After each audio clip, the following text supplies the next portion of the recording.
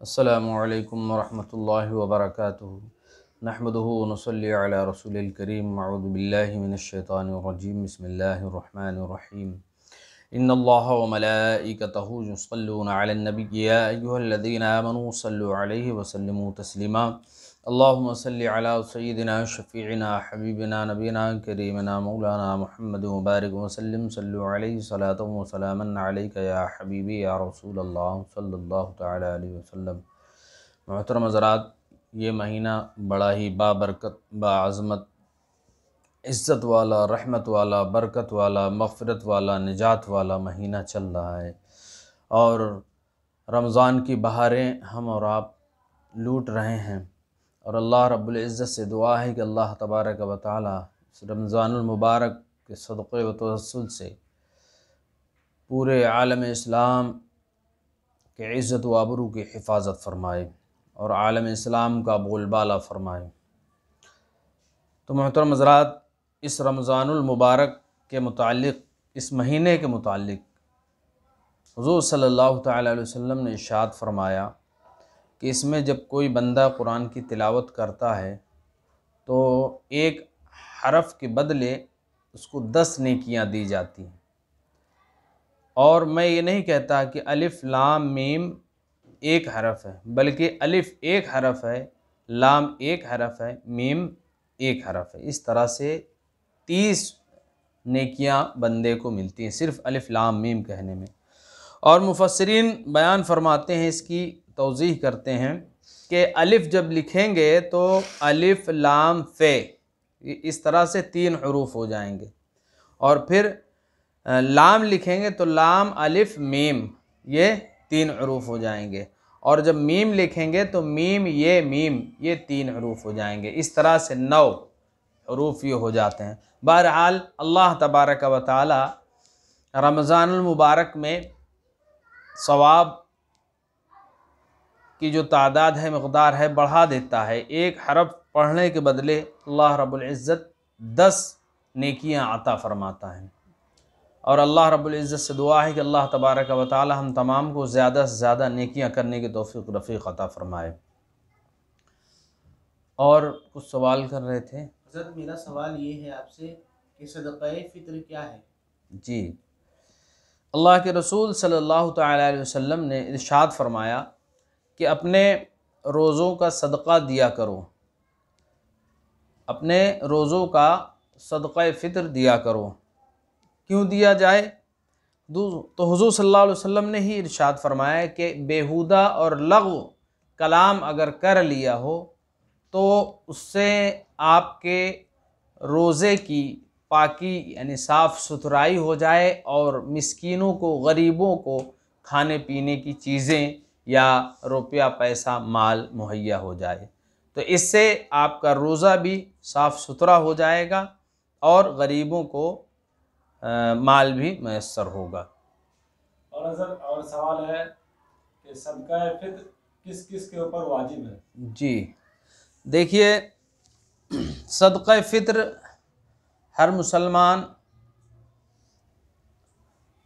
पर वाजिब है जो मालिक निसाब है और उसकी जो नाबालिग औलाद हैं जो उसकी किफ़ालत में हैं, उनकी तरफ से जो है सदका फ़ित्र वाजिब है। और इस तरह से कि एक शख्स है और उसकी कई औलादें हैं, 4-5 औलादें हैं, तो 5 औलादों में बड़ी औलाद, बड़ा बेटा या बेटी वो बालिग हो चुकी है, अगरचे शादी हुई हो या न हुई हो, तो उस कंडीशन में उसका फ़ितरा जो है वालिदैन के ऊपर नहीं है।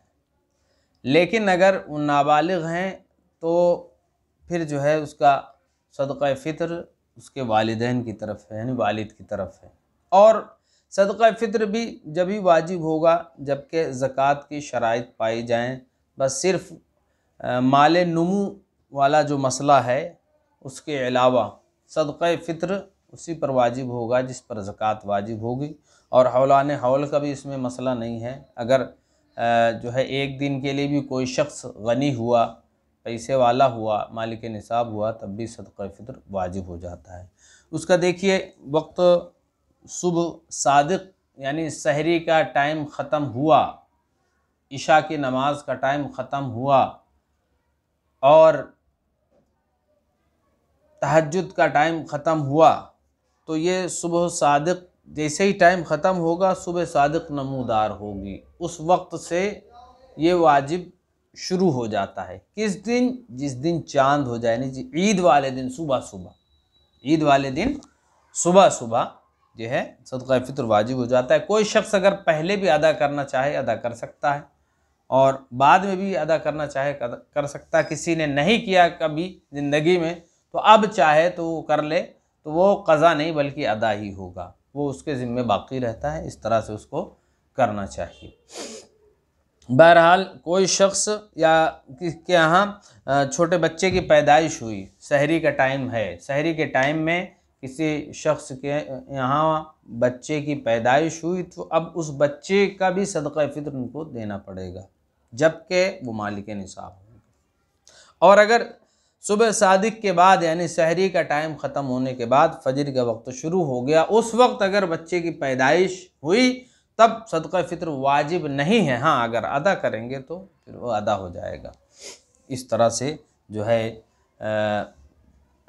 और मान लीजिए किसी के बाप नहीं हैं, नाबालिग बच्चे हैं, उनके बाप नहीं हैं, तो उनके दादा हैं जो बच्चे उनकी किफ़ालत में हैं, उनके पोता पोती, तो अब दादा पर वाजिब है कि वो दादा अपने पोता पोतियों का सदक़ा फ़ितर अदा करें, जबकि मालिक निसाब तमाम शराइत पाई जाएं।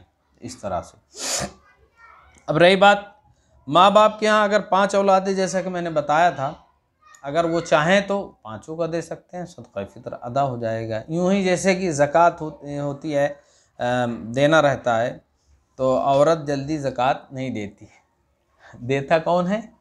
मर्द देता है, शौहर देता है। मालूम पड़ा हमारी बीवी के पास उसकी मिल्कियत में इतना सोना है, चांदी है, तो फिर जो है उसका आकलन करके, उसको जोड़ गांठ करके शौहर उसकी ज़कात निकालता है। हालांकि जिसका माल हो ज़कात उसी फ़र्ज़ है, लेकिन इससे भी अदा हो जाता है। तो सदक़ा फ़ितर इस तरह से भी अगर चाहें तो अदा हो जाएगा। और इस साल का 2023 का सदक़ा फ़ितर हज़रत अल्लामा मौलाना डॉक्टर मुफ्ती मोहम्मद यूनुस रज़ा ओवैसी क़ाज़ी शहर, मरकज़ी क़ाज़ी शहर कानपुर, यूपी ईस्ट, इंडिया यानी भारत के, इन्होंने जो सदक़ा फ़ितर की रकम मुतय्यन की है वो 65 रुपये है, और इससे ज़ायद ही अदा करें, कम ना करें। ज़ायद अदा कर देंगे वो आपके लिए और बेहतर है। ठीक है। इसका जो हुक्म है वो ये है कि निस्फ़ सा या 1 सा। निस्फ़ सा कहते हैं 2 किलो 47 ग्राम, 1 सा कहते हैं 4 किलो 94 ग्राम, यानी कि 94 ग्राम क्या, उसको राउंड फिगर में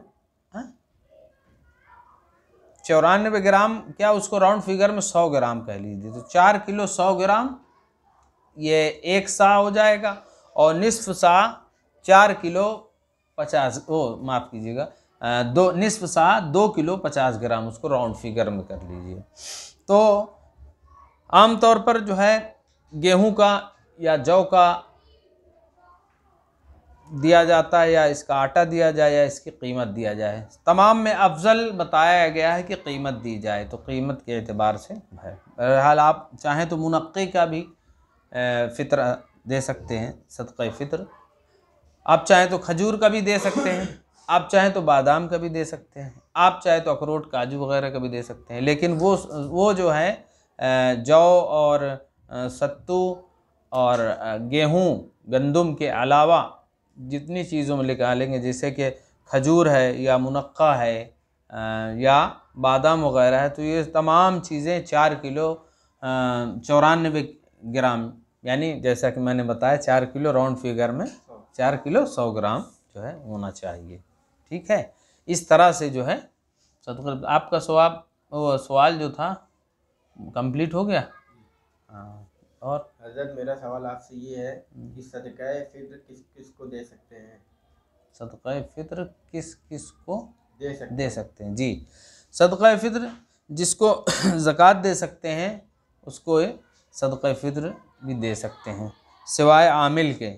आमिल उसे कहते हैं जो ज़कात वसूलने के लिए मुकर्रर किया जाता है, ज़कात वसूलने के लिए मुकर्रर किया जाता है, उसे आमिल कहते हैं। और ज़कात में से कुछ हिस्सा आमिल को दे देना ये जायज़ है, बल्कि कुरान शरीफ से ये बात साबित है, सूरह तौबा में है।